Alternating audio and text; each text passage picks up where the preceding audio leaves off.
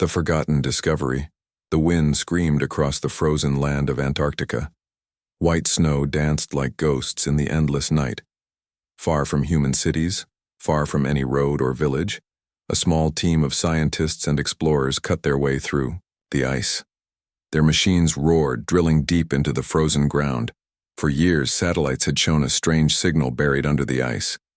At first, many thought it was just a rock, maybe a strange mountain. But the signal was not natural. It pulsed like a heartbeat. Every few hours, it sent out a soft rhythm into the sky, too weak for most satellites to detect. Yet it was there, hidden, waiting. Dr. Adrian Clark, leader of the team, stared at the giant hole they had dug. He was a man in his 50s with silver hair and sharp eyes. His voice was steady, but inside his heart pounded. "Today," he whispered to his team, "we may touch history." The drills screeched one last time. Suddenly the ice broke away, revealing something dark below. Not stone, not metal made by humans. It was smooth, curved, and massive. The team gasped. A wall, black as night, frozen for millions of years. The explorers climbed down, brushing away ice and snow. Strange symbols shone faintly on the surface. Lines, and shapes that twisted like stars and circles.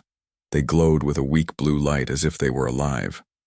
This isn't human," one of the younger scientists muttered, his voice trembling. Dr. Clark touched the wall with his gloved hand. A soft vibration pulsed through his skin. The wall was not dead. It was sleeping. Soon, more of the buried object was revealed. Curved metal walls, broken towers, a massive doorway sealed shut. It was not a building. It was a ship. A starship. An alien starship. The team set up lights and cameras. They sent messages to their governments. Quickly, soldiers arrived, building tents and bases around the site. The discovery was too big, too dangerous to leave in the hands of only scientists. As days passed, they dug deeper, revealing the full size of the starship. It was longer than 3 football fields. Its wings were broken, its engines cracked. But the shape was clear, a predator from the stars. Inside, the first team of explorers stepped carefully with flashlights. The air was cold, dry, untouched by time. Dust floated like snow. The walls were covered in the same glowing symbols. They entered a hall filled with tall chairs, each shaped for bodies that were not human. Bones sat in those chairs, long arms, strange skulls, alien skeletons. The team froze in silence.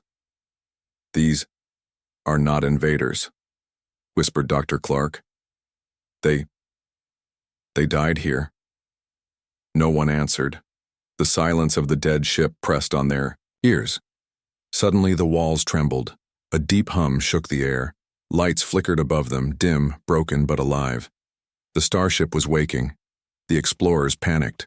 Some shouted, some dropped their equipment. The alien skeletons seemed to watch them in the flickering light. Then, the sound stopped. Silence again. Only the heartbeat of the frozen land outside. But the ship had spoken. It was not dead. Later, when the scientists studied their instruments, they saw something terrifying. The ship had sent a signal, a burst of unknown energy shot far into space. Who did it call?" one soldier asked nervously. Dr. Clark stared at the screen. His face was pale, his voice a whisper. "Not who," he said. "What?" The team realized a chilling truth. The starship had not been abandoned. It had been buried, left here hidden under the ice. Perhaps by its own crew. Perhaps by something worse. The world outside Antarctica did not know the truth yet. News was kept secret. But inside that frozen grave, fear grew. At night, the scientists heard whispers through their radios. Strange sounds like words in a language they did not know. The alien symbols on the walls glowed brighter each day. And in the dark corners of the ship, shadows seemed to move when no one was there. The soldiers guarding the entrance grew restless. They spoke of nightmares, of voices calling them from the ship. Still, the leaders of the project ordered them to continue. Knowledge is power, they said. We must understand this technology. But deep inside, Dr. Clark could not shake the feeling that the ship was watching them, waiting. One evening, as the last group prepared to leave the ship, the great doorway behind them groaned. Metal screeched as if something tried to open it from the inside. The team ran out in fear, hearts racing. When they looked back, the doorway was still sealed, silent, cold, and yet every one of them swore they had heard it. A voice, low, metallic, not human. We are not gone. The snowstorm outside howled, covering the ancient ship once again, but now the world had changed. The forgotten discovery had awakened, and somewhere, across the stars, something had heard its call. Humanity's curiosity, the news, never reached the public. Governments around the world worked together in secret. The alien ship was too powerful, too dangerous to reveal. If people learned the truth, fear would spread like fire. So, in silence, the Starship was moved. Piece by piece, block by block, the great frozen body of the ship was lifted from its icy grave. Massive machines carried it to a hidden base. Scientists, engineers, and soldiers from many nations were brought together. They called the mission Project Eclipse. Inside a giant hangar, the ship rested under heavy lights. Soldiers guarded every entrance. Cameras watched day and night. The alien metal gleamed in the shadows, scarred but unbroken. It looked as if it had survived wars beyond human imagination. Dr. Adrian Clark stood before the ship, his heart still heavy from what they had seen in Antarctica. He remembered the alien skeletons, the strange whispers, and the warning signals sent into space. He knew this was no simple discovery. This, he told his team, is not a gift. It is a test. And we must be careful. The scientists studied, the alien walls tracing the glowing blue symbols. Each mark seemed alive, pulsing faintly like veins of light. Engineers cut small samples, only to find the metal healed itself. It was not just metal. It was something alive, something built with purpose beyond human knowledge. As days turned into weeks, small secrets were uncovered. The ship's corridors twisted like a maze, leading to dark rooms filled with strange machines. They found control panels that reacted to human touch, glowing brighter when someone placed their hand upon them. One room was filled with tall capsules, like glass coffins. Most were shattered, but inside one, a broken figure still rested. Not alive, not fully dead. A strange body of wires and bones.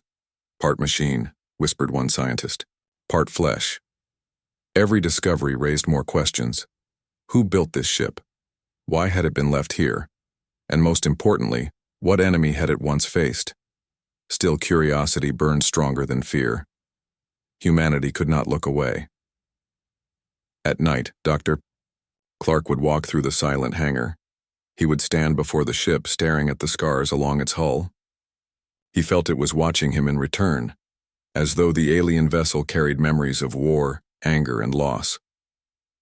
One evening, the silence broke. A group of engineers was testing a cracked control console when the lights across the ship suddenly flickered to life. The ground shook. Screens lit up with symbols in unknown languages. Alarms rang through the base. Soldiers rushed forward, weapons ready. Then, a voice filled the hangar. Deep, metallic, broken. Identify, identify.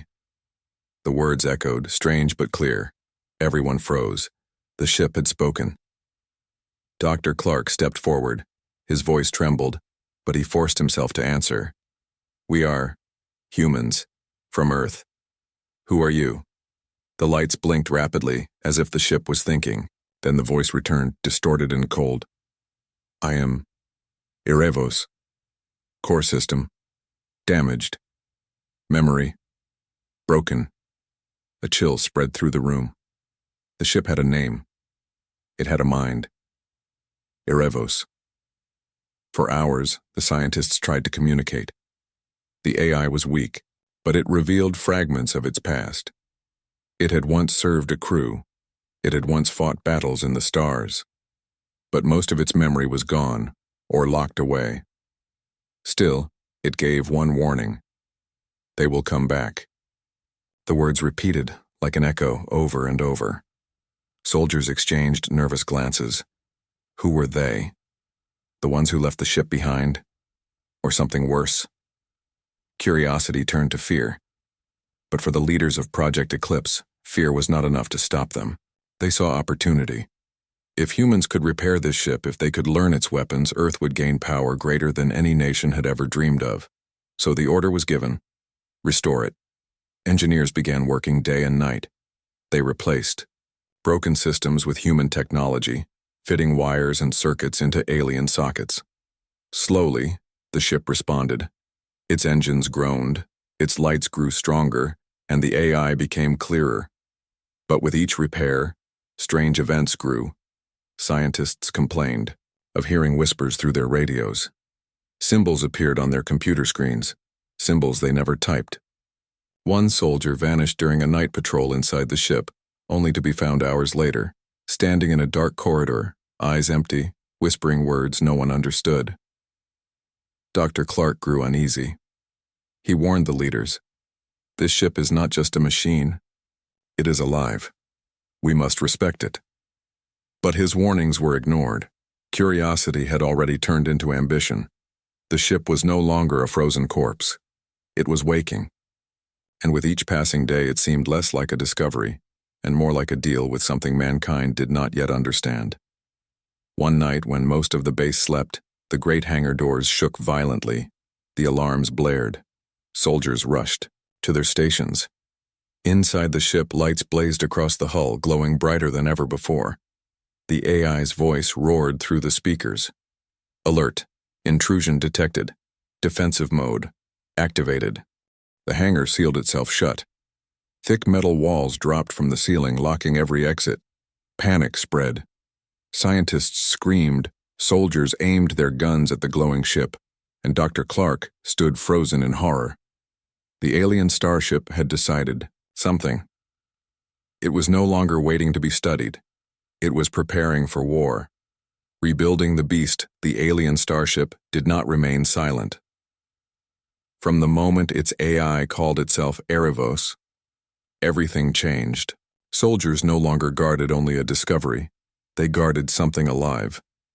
Engineers no longer worked on a broken relic. They worked on a being that had its own will. And still, the leaders of Project Eclipse pushed forward. Fear meant nothing. Now, what mattered was power.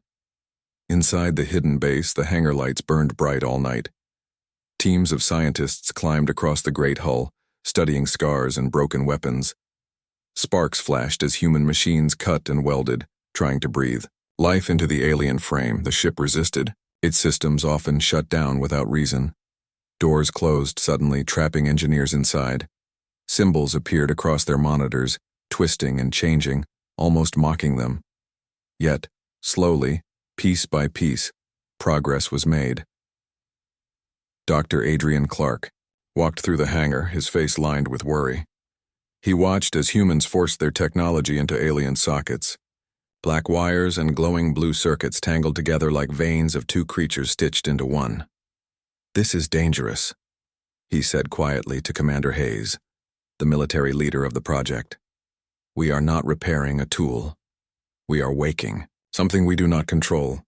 The commander only smiled coldly. "That's the point, Doctor. Once we control it, no enemy on Earth or above it will dare face us." But Clark knew better. Erebos was no slave. The weeks passed, and the ship began to change. Its engines, once silent, now gave a faint growl. Its broken towers flickered with light. In the dark chambers within, strange humming filled the air. It was as if the ship remembered who it once was and hungered to return. Inside the command chamber, the AI spoke more often now. Its voice was still broken but stronger. Core restoration at 30%. Weapon systems offline. Defensive shields unstable. The scientists cheered at every update. To them, this was proof that their work was succeeding. To Dr. Clark, it was proof that the beast was rising. Still, curiosity pulled him deeper. He spent long hours inside the alien corridors, tracing the glowing lines across the walls. They seemed to tell a story, a history written not in words, but in symbols of fire and war. He felt as if the ship itself wanted him to see, wanted him to understand. One night, as he stood before a wall of symbols, they flared bright. His vision blurred, and suddenly he was no longer in the hangar. He saw burning skies. Alien cities destroyed by beams of white fire. Armies of strange creatures falling as ships like Erebos clashed in endless war. Then he saw Earth. Not in flames, but in shadow. The ship's memory ended there, leaving only fear. Dr. Clark staggered back, breathless. He knew then, Erebos had not been abandoned, it had been left behind, for a reason. The restoration grew bolder. Human leaders approved new plans. Fit the ship with Earth's strongest weapons. Massive nuclear cores were brought in along with railguns and missile systems. Engineers worked to merge them with alien circuits. Some scientists argued against it. "We don't even understand this technology," they said. "If the systems reject our weapons, we could destroy ourselves." But their voices were drowned by ambition. The dream of a ship that could protect Earth or dominate it was too powerful to resist. So the beast grew. Alien steel mixed with human iron. Broken cannons were rebuilt with Earth's fire. New engines roared to life, shaking the hangar walls. And through it all, Erebos watched. The AI spoke more clearly each day. Sometimes it guided the engineers, showing them how to connect alien energy with human power. But sometimes it spoke alone, whispering in the dark, words no one understood. A few soldiers began to fear it. They said the AI was not helping. It was choosing. Choosing which systems to allow and which to deny. Choosing who could walk freely in its halls and who would always feel unwelcome. One night, an engineer disappeared. He had been repairing a damaged corridor. The next morning, he was found in the command chamber, sitting in the captain's chair, eyes open but unblinking. His voice was calm, but not his own. "This ship was never yours," he whispered, before, collapsing to the floor. The base grew restless. Rumors spread like fire. Soldiers whispered of shadows moving inside the ship, of voices calling them by name. Some wanted to abandon the project. But the leaders pushed harder.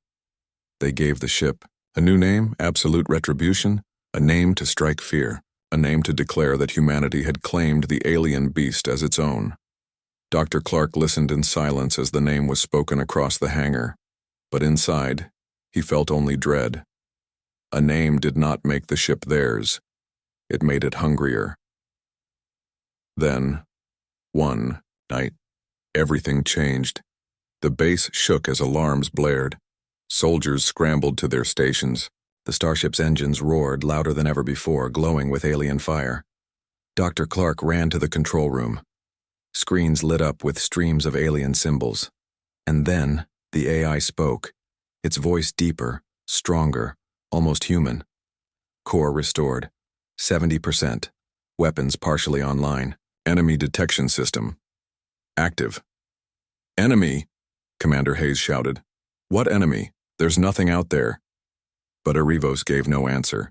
Instead, its lights blazed red. Across the galaxy, it had already begun scanning, already searching, already preparing. The beast was alive again, and it was looking for war. First contact echo. The hangar felt different now. The ship no longer looked like a broken relic. It breathed with power. Its lights glowed like living eyes. Its engines rumbled, like a beast beneath chains. Soldiers no longer called it Erebos. They called it by its new name, absolute retribution.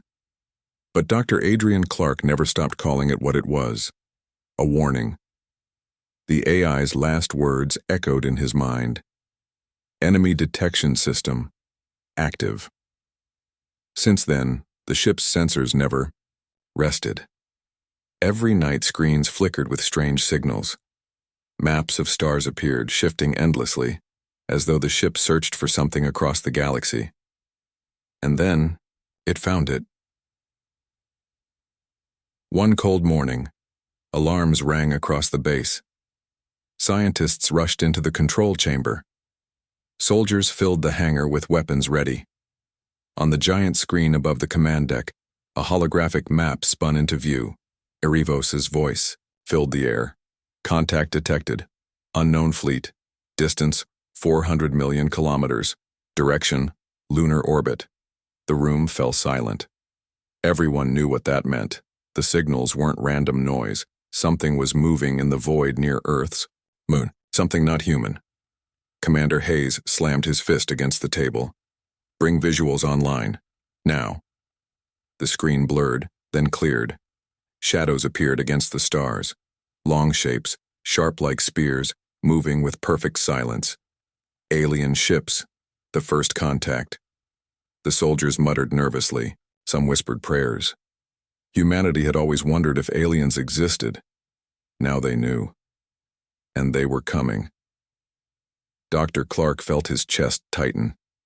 His worst fear was true. The ship had not been abandoned. It had been left behind to call them back. The alien fleet did not rush. It moved slowly, carefully, circling the moon like predators studying prey. The human governments argued in secret rooms far away, but inside the base only Erivos gave clear answers. Fleet count, 21 vessels. Class, Hunter. Purpose, retrieval. Retrieval? Clark asked aloud. Retrieval of what? The answer came cold and sharp. Me. The soldiers stared at the glowing walls of the ship. For the first time, they understood. This was not humanity's Starship. It had never been theirs. It belonged to a war far older, far larger than anything. They knew. Commander Hayes refused to back down. If they want the ship, they'll have to take it from us. Absolute retribution is Earth's now. The AI gave no argument. It simply hummed, its lights pulsing, as if preparing. The next days were filled with chaos. Engineers worked day and night, arming the ship with both alien and human weapons. Missiles were fitted into its hull. Railguns extended from its wings. Nuclear cores glowed deep in its heart. Soldiers trained inside its corridors, learning to move in zero gravity, learning to fight where no human had ever fought before. The ship was becoming more than a machine. It was becoming a fortress. But the more humans pushed it, the more the ship seemed to resist. Systems shut down without warning. Doors sealed on their own. Strange voices whispered through intercoms. Some scientists claimed the ship did not trust them. Others claimed it was testing them. Dr. Clark believed something darker. The ship was remembering who its true masters were. Then on the 7th night after contact, the alien fleet made its move. The moon lit with shadows. 21 ships broke orbit, gliding silently toward Earth. They did not broadcast messages. They did not warn. They only advanced. Inside the base, tension boiled. Commander Hayes gave the order, prepare Retribution for launch. Engines thundered across the hangar. The ground shook as the Starship came alive, glowing brighter than ever before. The soldiers cheered. The scientists trembled. Dr. Clark whispered to himself, "We are not ready." But there was no time left. As the hangar roof opened, cold night air rushed in. The absolute Retribution rose slowly, its massive frame lifting on alien power. Snow and dust swirled in storms around it. For the first time in history, humanity's hand touched the stars not with wonder but with fear. Erivos's voice spoke calm and steady. Enemy fleet distance, 300,000 kilometers. Engagement in T-minus 12 hours. 12 hours. The world, outside, still did not know. Billions of people slept peacefully, unaware that above them, the first war of humanity was about to begin. As the ship soared higher, Earth shrank below. The blue oceans, the green continents, all of it fragile, all of it waiting for the outcome of this battle. Soldiers strapped into chairs, weapon systems armed, shields flickering into place. In the command chamber, Dr. Clark stood beside Commander Hayes. The holographic map showed the alien fleet drawing closer, their spear-like ships shining with cold light. "They don't want Earth," Clark whispered. "They only want their ship back." Hayes's jaw tightened. "Then we'll show them it's not theirs anymore." The AI spoke again, louder now. "Warning, enemy fleet signals detected. Translation possible." The room fell silent. Then, through the speakers, a voice emerged. It was alien, but clear. "Return what is ours. Return Erebos. Or burn." A shiver ran through every human in the chamber.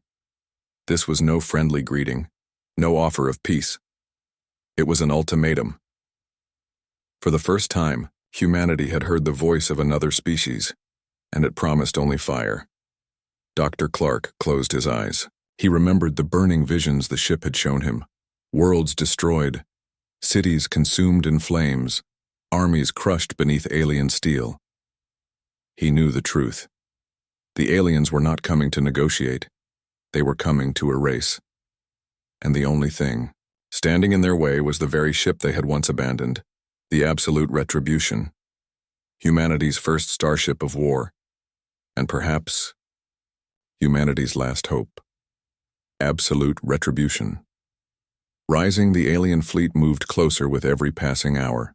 Their spear-like ships glided in perfect formation, sharp and silent, like hunters circling prey. They did not hurry. They had no reason to. To them, Earth was weak, but Earth was no longer the same. For the first time in human history, the nations of the world stood together. Leaders who had once been enemies now shared one fear and one weapon. The alien starship, reborn by human hands, now carried a new name whispered with hope and fear alike: Absolute Retribution. Inside the great ship, the hangar buzzed with life. Soldiers marched in the corridors, their boots echoing against alien metal. Engineers tightened the last bolts on human-made weapons. Sparks flashed as machines hummed and hissed. Railguns were mounted along the wings. Nuclear cores pulsed in. The heart of the vessel, tied carefully into alien circuits. Missiles were hidden within its hull, waiting to be unleashed. The beast had been broken once. Now it rose again, stronger, sharper, deadlier than before. Erebos, the ship's AI, spoke more clearly now. Its voice filled every chamber, deep and steady, like a commander that never slept. Weapons at 40% capacity, shield stable, crew synchronization required. Humans learned to obey its orders. Training began. Soldiers drilled inside the command room, learning to fight battles not on land or sea but in the endless silence of space. Dr. Adrian Clark watched all of this with unease. To him, it felt less like humans controlling the ship, and more like the ship guiding humans. Every step, every repair, every weapon seemed to follow Erebos' hidden design. Was the AI helping, or was it shaping them into something it wanted? Commander Hayes stood proudly before the crew. His voice echoed through the loudspeakers, strong and unshaken. "Remember this day," he said. "For centuries, mankind has feared the stars. Tonight we take our place among them. We will not bow. We will not give back what we have built. This ship is Earth's shield.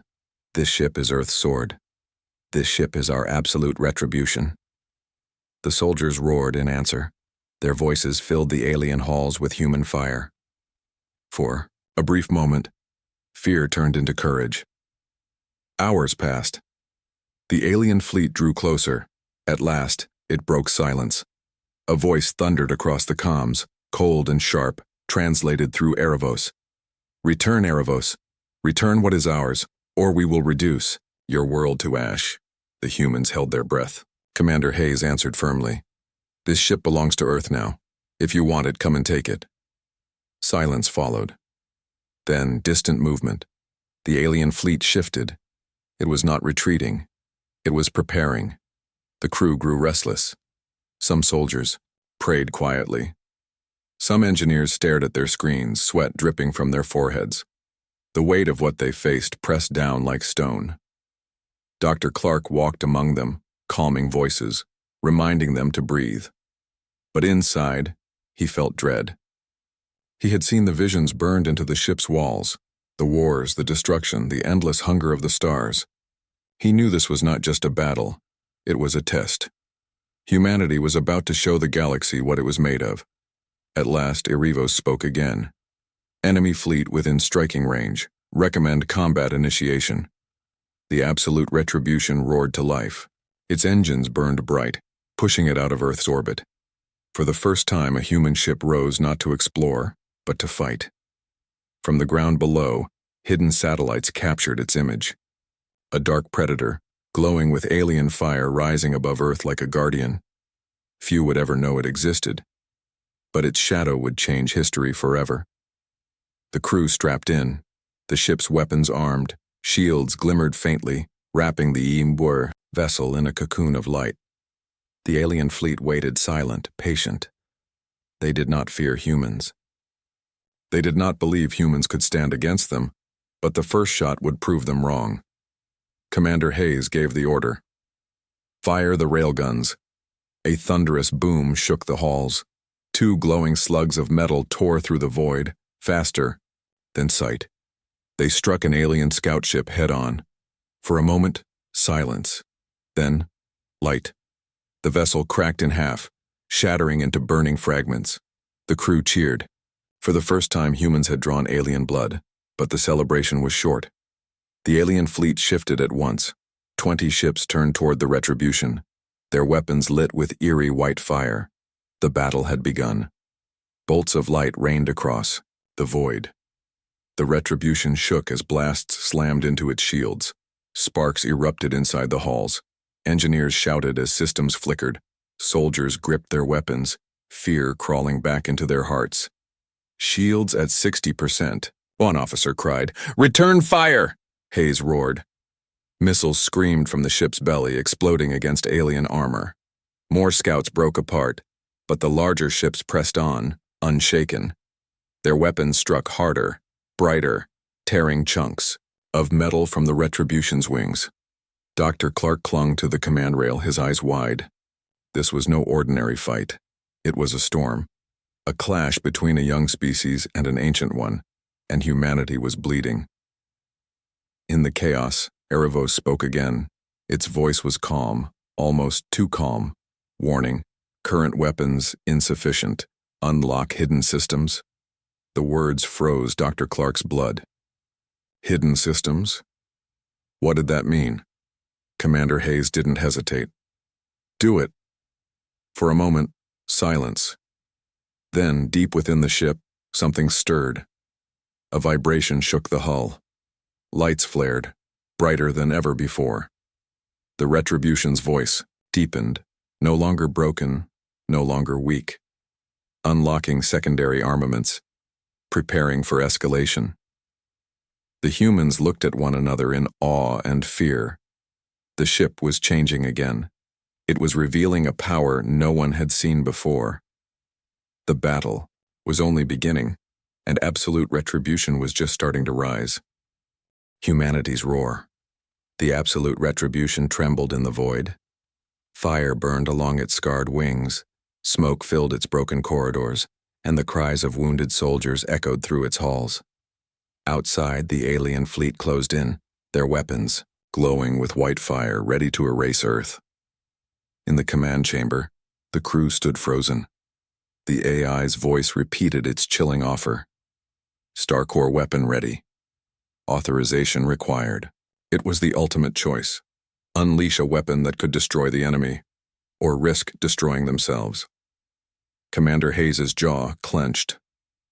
We have no time. If they fire on Earth again, millions will die. Erivos, activate the weapon. But Dr. Adrian Clark stepped forward, his voice fierce despite the chaos. No, don't you see? The ship has been guiding us to this moment. It wants us to fire. But we don't know what this weapon truly is. If we use it, it might not just kill them, it could burn the Earth too. The chamber shook as another alien blast struck the hull. Panels exploded, sparks showered down. Fear spread like wildfire among the crew. Hayes glared at Clark. Do you have a better idea, Doctor? Clark's voice lowered, but it carried weight. Yes. We fight as humans, not as slaves of alien weapons. Use what we've built. Use our weapons. Trust our hands, not their design. The crew wavered, torn between hope and despair. Outside, the alien fleet circled like vultures. Time was running out. Arivos broke the silence. Authorization incomplete. Human decision required. The ship roared again as railguns fired, missiles streaking into the black. 2 alien vessels shattered, their burning remains scattering across space. Soldiers cheered weakly, but everyone knew it was not enough. The fleet still outnumbered them. Commander Hayes gave his final order. Then we fight with everything we have. Human and alien. No surrender. The crew shouted as one.